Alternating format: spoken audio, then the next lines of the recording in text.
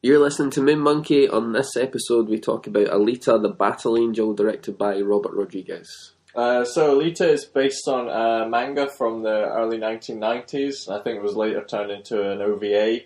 And this is a sort of modern remake of the story. A lot of fancy special effects and big budget Hollywood action blockbuster.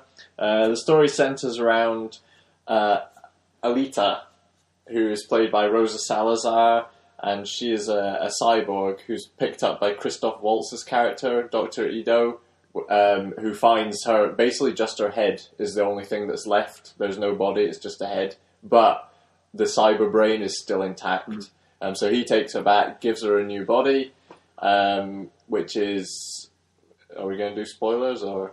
I suppose people have seen it. Yeah, the body is... His daughter has died previously, that's his tragic backstory. So he gives her this body, and it obviously becomes apparent to people that she's not just any old android, she's actually a super battle, high-powered warrior android. She's no Wally.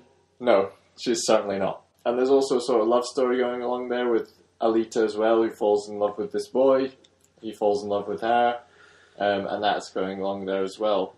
But yeah, thinking back, it's hard to pinpoint what the narrative is. Yeah, well, it becomes like you're saying, it's trying to find out Alita's past and why she was lying at the bottom of a rubbish dump, and how she got there.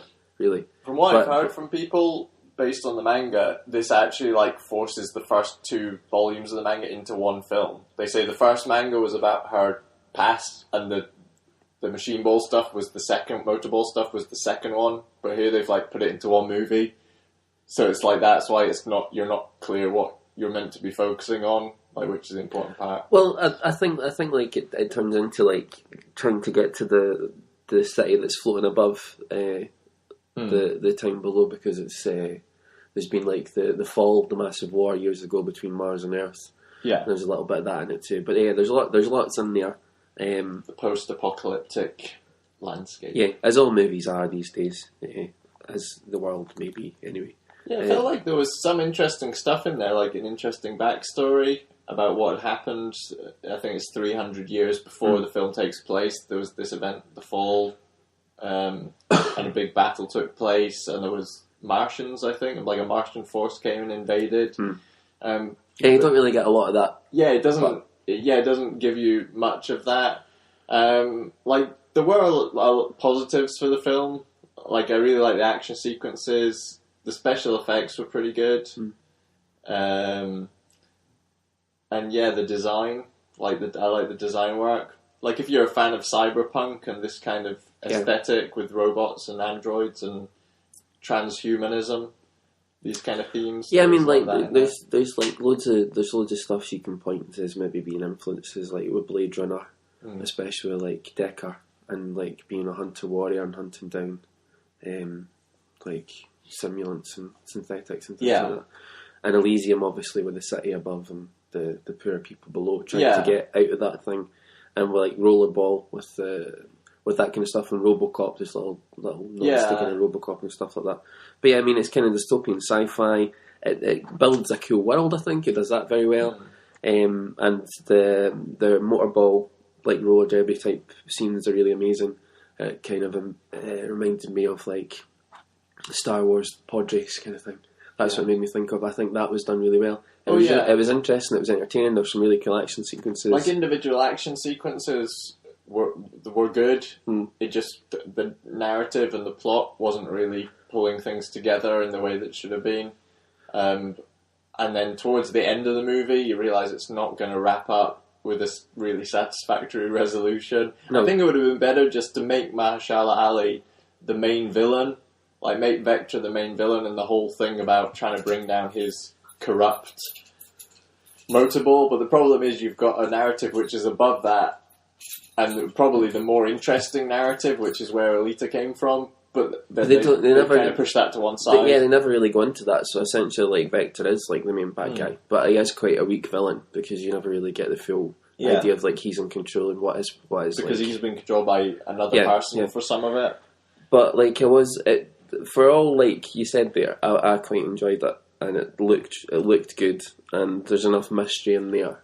Yeah. Like for me to like, I was interested throughout it. I didn't really want to see this movie, to be honest, but I was interested enough when I was actually watching it. And there is no resolution, but there is some like cool battle sequences and limbs being chopped off and things. Yeah. But yeah, the sequel thing really annoyed me, as you know, because we sat there and at the end I was quite vocal about how I felt about the ending, because it was not really an ending at all. But it was quite long, so you felt like they're never really going to wrap this up.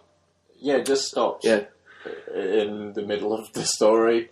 Oh yeah, but it never really wraps up, and it kind of keeps the mystery going. So it gives you so much about the past, and you don't really know, but you kind of want to know more. So they've done that successfully in the fact that I do actually want to have some kind of resolution to the character. So I probably would go back.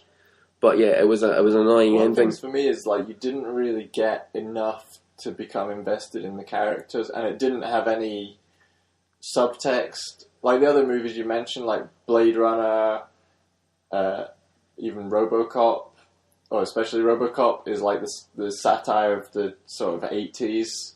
And Blade Runner is obviously like big philosophical themes about what it is to be human and what it is to be alive and the morality of terminating other humans or other robots.